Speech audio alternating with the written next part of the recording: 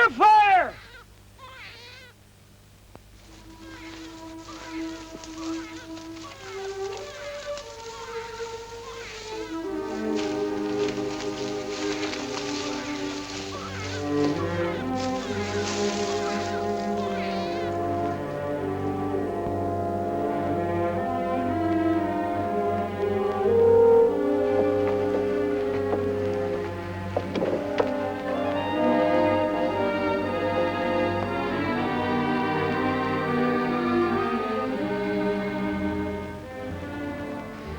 Planted that corn and made it grow.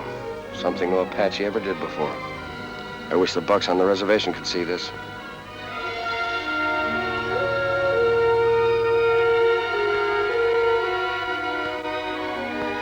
Looks like he called the war off. Then what are you looking so glum about? Getting old, I guess. This was the only war we had. And we ain't likely to find another.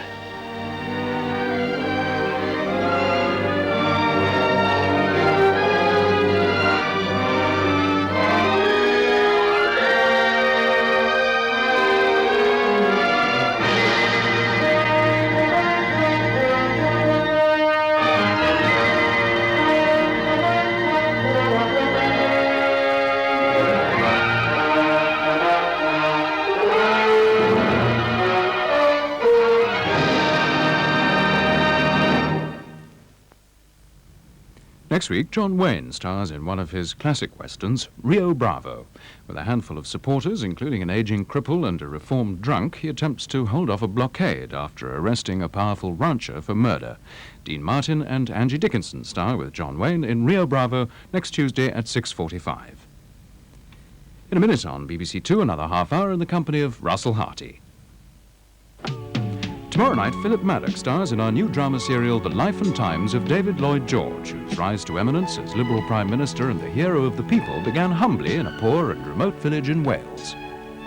I know quite well who he is, Richard, and what he wants. I've been making inquiries about him. Well, he's quite a promising young man, my dear. He's a penniless fortune hunter, without 2 pennies to rub together. The thought of losing you now fills me with despair. But there is one thing even stronger than that. See, my supreme idea is to get on. And I won't let anything stand in the way of that. Not anything. Don't they realize that the day is dawning when people may pay their rates to the man in the castle or the manor house, but they will give their votes to the man who understands their problems because he, like them, was born and bred in a cottage. Life and Times of David Lloyd George begins tomorrow at 9:25.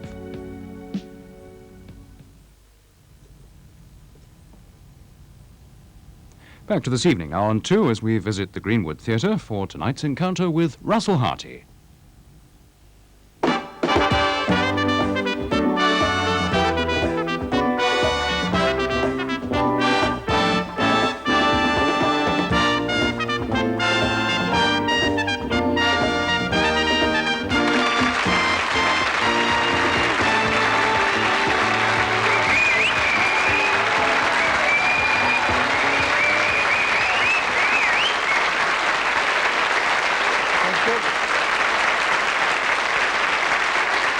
Thank you, and good evening to you. 2 of my guests tonight are the sort of women who have taken life by the scruff of the neck, as it were, and shaken it around a lot. And later on, we'll have the pleasure of witnessing the world's greatest dramatic ballerina dancing for the first time in public to her fiancé's rock group. But first, we meet a woman who's been called the vocal equivalent of a jet plane in mid-takeoff. Once upon a time, Noel Coward wanted her to come to England so badly that he bought her a red leather gold-tooled passport case, and he took her to lunch and he serenaded her with violins, and she gave in and she flew over and she booked in at the best hotel in town, and that was 9 years ago, and she's been here ever since, and ladies and gentlemen, she's called Elaine Stritch.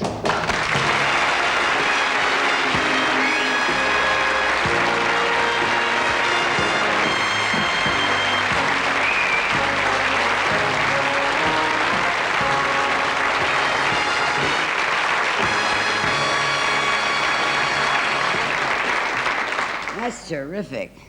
I thought I was on the Parkinson show there for a minute. Well, now it's time to meet our next guest. You know,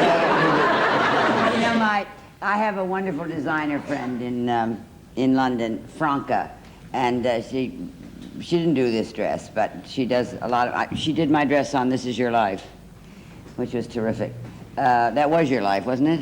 Part of it. You didn't fake that, did you? Part of it was, part of it. But anyway, she was so cute the other day, because I always talk into Russell's questions, you see. I'm very famous for that, and we're very good friends. But Franca said to me, she's like the Gabor sisters, you know. Franca is Hungarian, and she talks like that all the time, and she's a divine. Oh, God, is she talented. But I said, I'm doing the Russell Harty show tonight, and she says, oh, here we go again. Who's going to interview who? And she has that... I'm sorry. No, do go on, do go on. No. How have things been since last I saw you? Well, I'm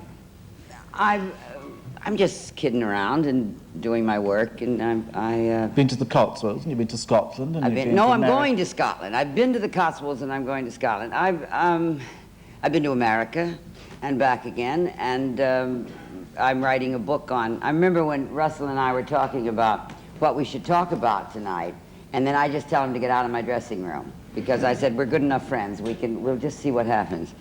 I'm writing a book on diabetes, and Russell says, oh, we've hammered that to death. You've told all those diabetic stories.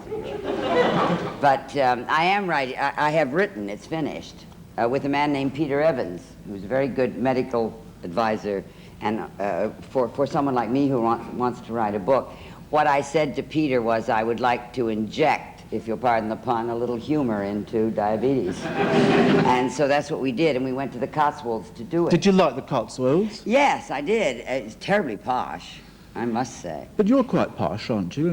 Well, only on my good days. I'm all right. I talked into a tape for about 48 hours, and I think we have a lovely book. I think I'm going to test the title on all of you tonight and see if you like it. It's called 2 Shots a Day.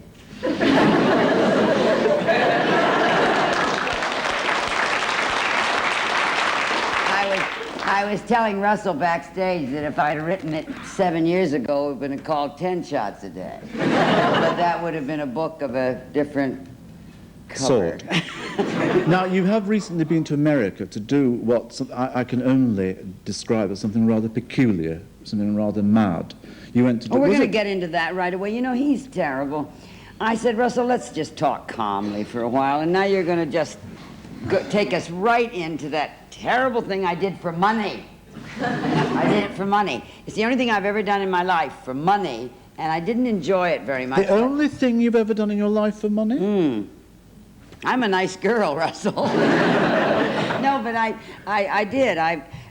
There's a show. Do you want me to get into this right away? Yeah, why not? Time's Winged Chariot is banging up a bit behind us. Okay. I went to America a year ago, and I think this should be interesting to all of you. I'm just like John Gielgud. Well, I'm not exactly like John Gielgud, but I remember when I saw John Gielgud. I remember when I saw John Gielgud on your show. He is such a stage actor, and that's my background, that he every time he told a story, he left Russell and said, you see, and I'm sorry about that. I don't mean to be rude. No. I'm trying to get you towards, I'm trying to edge you towards America. Yeah. Don't do that. The taxes are taking care of that department. Right. But anyway, oh God, I shouldn't have said that. Anyway. Live television, Elaine, you can't go. Chat shows will kill you. And remember, we're going to talk about that later? Maybe we are, maybe we're not. Maybe we are, maybe we aren't. Yeah. Anyway, about a year ago, I was offered a lot of money to go to New York and do a show for the Milliken Company. And it was they make fabrics, all kinds of nylon and Visa fabrics. And it's 7th Avenue. Do you know what 7th Avenue is? No idea. 7th Avenue is where all the rag trade is and all the materials and where you go to, all the designers go and pick out their material. And this is a show for the men who buy those things, you see. And they give it at the Waldorf, now I'm really getting excited. They give it at the Waldorf Astoria Hotel. This show, and they pay you a lot of money. and it's a live musical. And I was in it with people like Donald O'Connor, Phyllis Diller, John Raitt, Ray Bolger, you know, big names. And they pay, and you know why they're there, because they're making a lot of money.